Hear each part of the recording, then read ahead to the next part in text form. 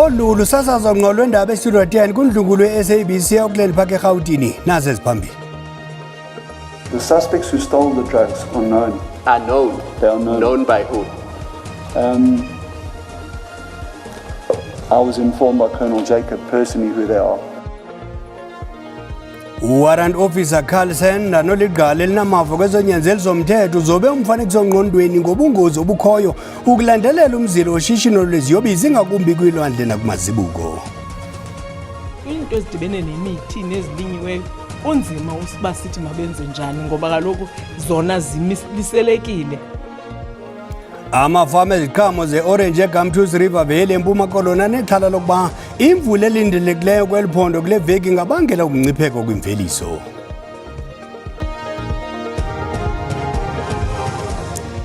Egamelo londaba belijelo ndiyanibhodisa mawethu ndingaphosisanga maseko mandikhawule ndiwarhuqa. Umphandi webutho lokhetshe KwaZulu-Natal Warrant Officer Carl Sender oligqala elinamava eminyaka engama-40 kwezonyanzelo zomthetho kuquka iminyaka engama-20 eligozi eliphezulu kwiinkqubo zokulandela ulwaphulo-mthetho loyamene noshishino lweziyobisi uzobe umfanekiso ngqondweni ngobungozi obukhoyo xa kulandelwa umzilo oshishino lweziyobisi ingakumbi kwilwandle nakumazibuko. Enika ubungqina kwikomishoni kaMadlanga uSender uthe ukulandela umkhondo olwaphulo-mthetho kumazibuko kunobungozi kakhulu kwaye kubeka ubomi bamapolisa esichengeni.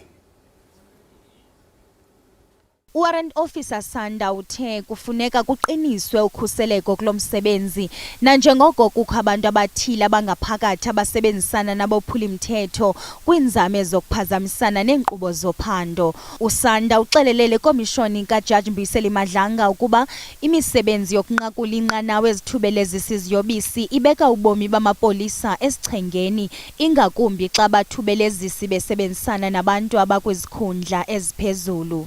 Remember, the port itself is a fenced environment. And I'll use the word fence lightly. Every access point is controlled. If your syndicate controls the access to the port, they've got access to drug flow in and out. Let's just use one substance, narcotics today. Not counterfeit, not non-ferrous, not humans. Let's just stick with narcotics. So if I, as a police officer, drive into that port, they know I'm there. If my surveillance operative goes in there and they know that who these people are, they know they're there. You're broadcasting, same as having the TV here, you're broadcasting your whole operation before it even starts. So the likelihood of it happening and being successful is small. But we do it with the hope that the person takes the bait.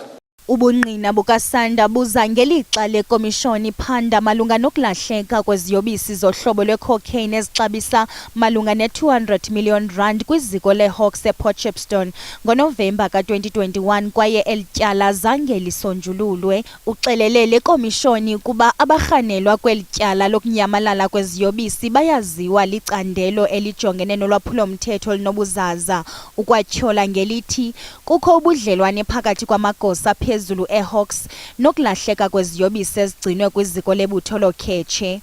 Commissioner, I think it will eventually come out that the suspects who stole the drugs are known. Say that again? The suspects who stole the drugs are known. Are known. They are known. Known by who? I was informed by Colonel Jacob personally who they are. But the links to the management are known. Management of DPCI.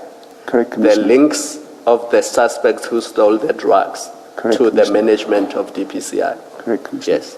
Kwavakalise ukuba emva kweziphumo zakhe aye wazifumana kuphando abalawula abaphezulu kwiHawks baye bamsusa kweli candelo lophando ngenxa yokuphazamisana kwakhe nongqondongqondo boshishino lweziyobisi. Lihlehliselwe uLwesine umhla wesine kule nyanga ityala lenkcutshe ezophando emapoliseni uLawrence Makgotle yinkundla kamantyi yasePitoli ngalentsasa. UMakgotle ufuna ukufaka isicelo sebheyile. Ujongene nezityholo ezinobuzaza eziquka ukubethisa ngoyabi ikhonkco lokuba imiphi yasetyenziswa ukubulala injineli yaseVereeniging uArmand Swart inento kwenza namatyala angama-30 okubulala nawelinge lokubulala. Igunyabano lezotshutshiso lithi ukuhlehliswa kwelityala kulandela ukongezwa kwezinye izityholo eziquka kuba nesandla emva kokubulala. Esisityholo sisukela kwityala lango-2018. The case appeared briefly here at the Pretoria Magistrates Court, and the case was postponed to the 4th of June for bail application, simply because the defense asked for a postponement because the state added another charge, which is accessory after the fact to murder.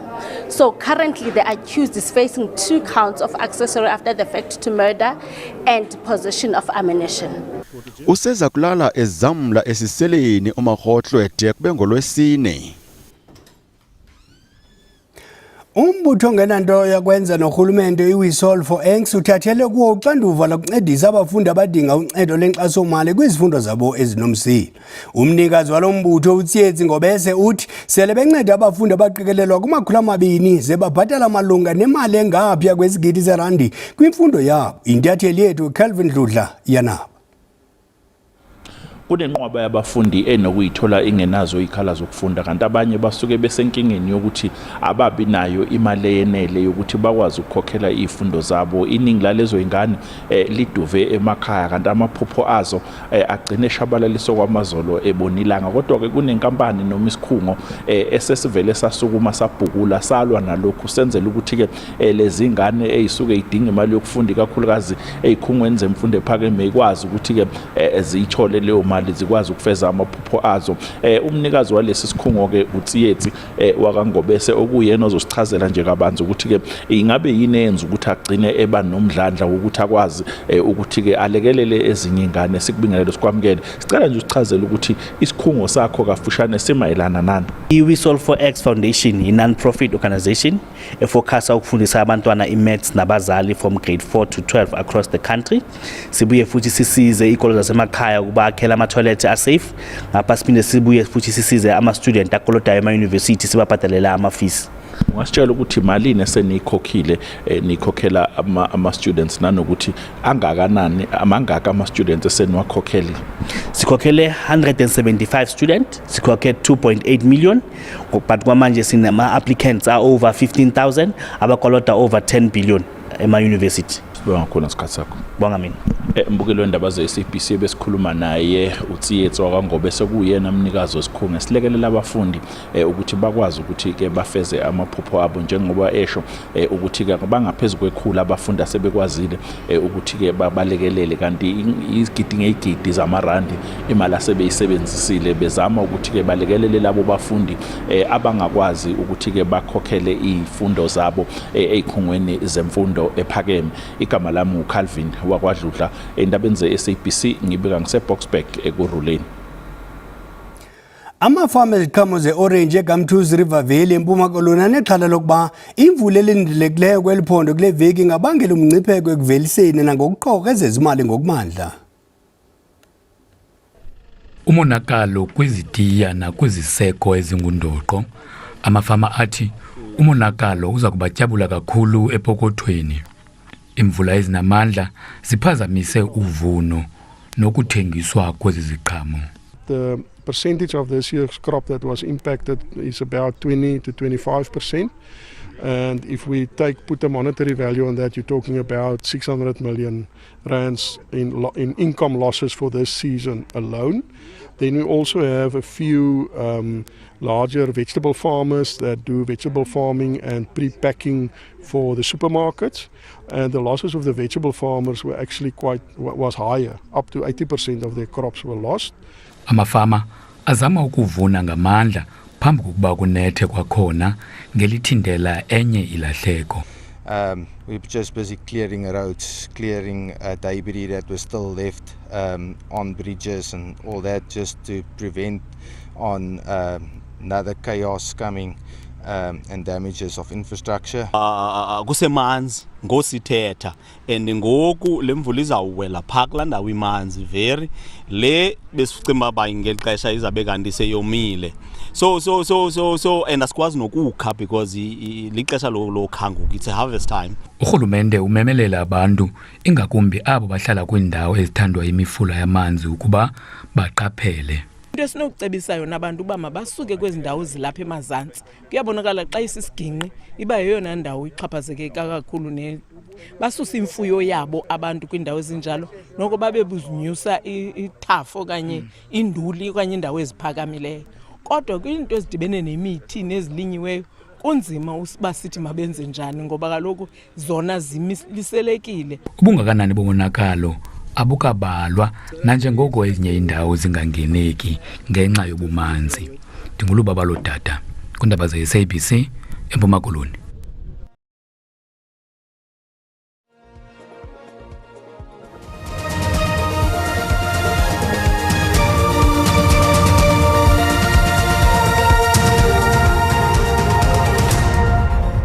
Sihlabele mgama nendaba zethu abasemagunyeni bathi ukungazinzi eMosel Bay eNtshona Koloni kulempela veki ngenxa bemi bangaphandle abakwele ngongekho emthethweni nabahlala kule dolophi kuphansi kolawulo. Abantu ababini baswelekile zentsapho ezahlukeneyo zaphulukana nokuzinza kumakhaya azo emva kobundlobongela kwindawo yamatyotyombe kwaNonqaba.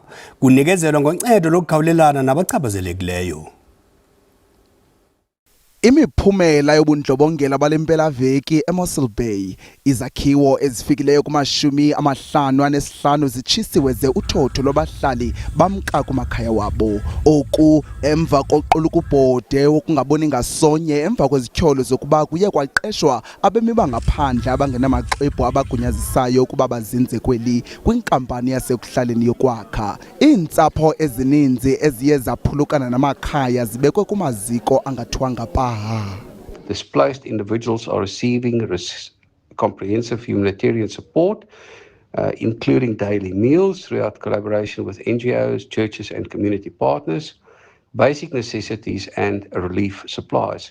Also then access to medical care and basic health services which may be required. Kuhlatywa ikhwelo lokuba urhulumente athabathe amanyathelo angqengqwa ngakubaqeshi abanikeza amathuba emisebenzi kubemi bangaphandle ababaqonda kakuhle ukuba batsibele kaphungela ngokuba kweli. Kodwa abasemagunyeni bathi uxinzelelo ngabemi bangaphandle abakweli ngongekho mthethweni alunakuthethelelwa kukugilwa komkhuba ngobundlobongela. Violence is never a solution, but we must insist that the law is applied and a clear distinction between those who are lawfully in our country and those who are not documented and who are illegal immigrants. That process must be undertaken, and we should, as community leaders, appeal for calm and for peace. Lo gama abemi bangaphandle bavakalise ngelithi nkquna babe namaxwebhu baye bahlaselwa kambeke abanye bathi baphulukene nako konke bebekuxabisile phantsi kwegama labo. Hey, these people, they don't care about the documentation. You got the ID or you got a passport, they just come and hit it, everyone. To me, they just break everything. I got nothing with me. Ukanti ke abakwantsasana eNtshona Koloni abaphendulanga ngoko nangoko ekucelweni ukuba baphefumle. Kunjalo nje kunako ukulungiselelwa kwebhasi ukuthutha abangasekho kumakhaya wabo ukuba babuyele kumazwe abo. Imanyano yaseYurophu izise inkampani ezintathu kweli ukuze zimilisele amathuba otyalo-mali eMzantsi Afrika jikelele kumacandelo elezamandla, elezothutho, elamachiza nelezimbiwa. Lungenelelo lokuqala lotyalo-mali lwe-EU kweli kwaye lujonge ukunxulumanisa abatyali-mali be-EU kumashishini eli afuna inkxaso ukuze enze ingeniso emandla. Buyaqhuba budlelwane bezorhwebo notyalo-mali bamashumishumi eminyaka phakathi koMzantsi Afrika ne-EU. Kwaye i-EU ithi phinda-phinda kusibophelela kwayo ukutyala kweli kwilinge lokomeleza uhlumo loqoqosho namathuba emisebenzi.